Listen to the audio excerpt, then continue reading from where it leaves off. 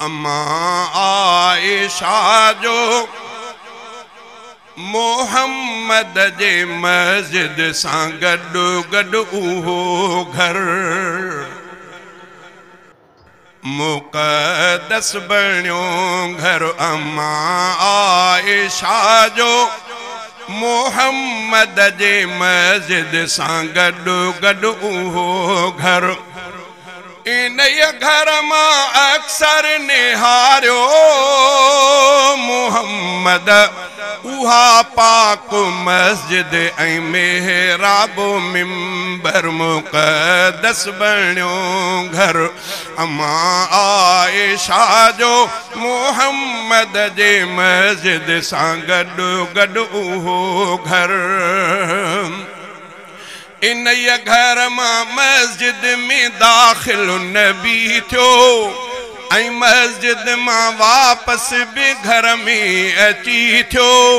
इन घर मां मस्जिद में दाखिल नबी थियो ऐं मस्जिद मां वापसि बि घर में अची थियो।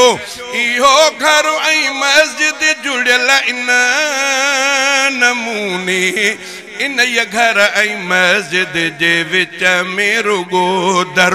इन घर ऐं मस्जिद जे विच में रुगो दर मुक़द्दस बणियो घर। अम्मा आयशा जो मोहम्मद जे मस्जिद सां गॾु गॾु उहो घर। इन घर में जिब्रील ईंदो रहियो आ सलामी सजण जी भरींदो रहियो आ।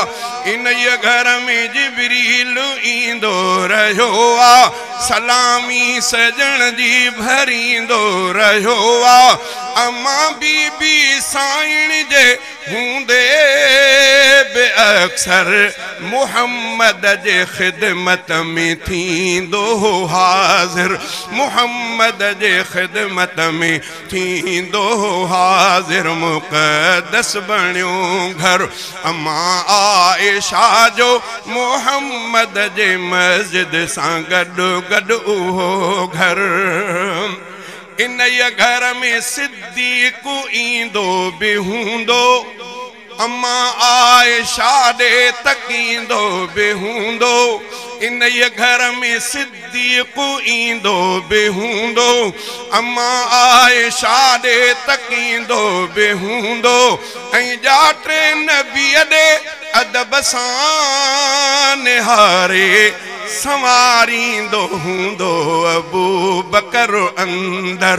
संवारींदो हूंदो अबू बकर अंदर मुक़द्दस बणियो घर।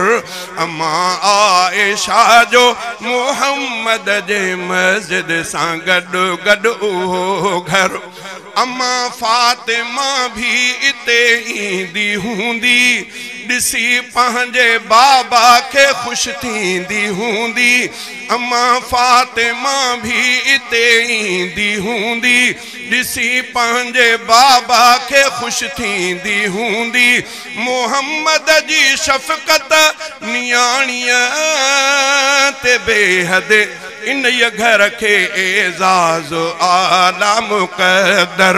इन घर के एज़ाज़ आला मुक़द्दर मुक़द्दस बणियो घर। अम्मा आयशा जो मोहम्मद जे मस्जिद सां गॾु गॾु उहो घर। इन घर मां पर्दो मोहम्मद मटायो। इन घर में रब मुस्तफ़ा के रहायो। इन घर मां पर्दो मोहम्मद मटायो। इन घर में रब मुस्तफ़ा के रहायो। इन घर ते गुंबद ठहियल आहे साओ। इन घर सां जन्नत मदीनो मुनव्वर। इन घर सां जन्नत मदीनो मुनव्वर मुक़द्दस बणियो घर।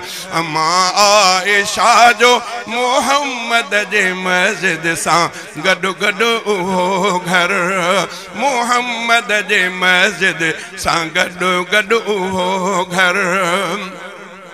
इन घर जो सिद्दीक़ ले दर खुली वियो इन घर जो सिद्दीक़ ले दर खुली वियो इन घर में फारूक के घर मिली वियो इन घर जो सिद्दीक़ ले दर खुली वियो इन घर में फारूक के घर मिली वियो रफ़ीका इन घर जो रुतबो घणोई लिखी छा मां सघंदुसि सहाबा जो नौकर लिखी छा मां सघंदुसि सहाबा जो नौकर मुक़द्दस बणियो घर अम्मा आइशा जो मोहम्मद जे मस्जिद सां गॾु गॾु उहो घर।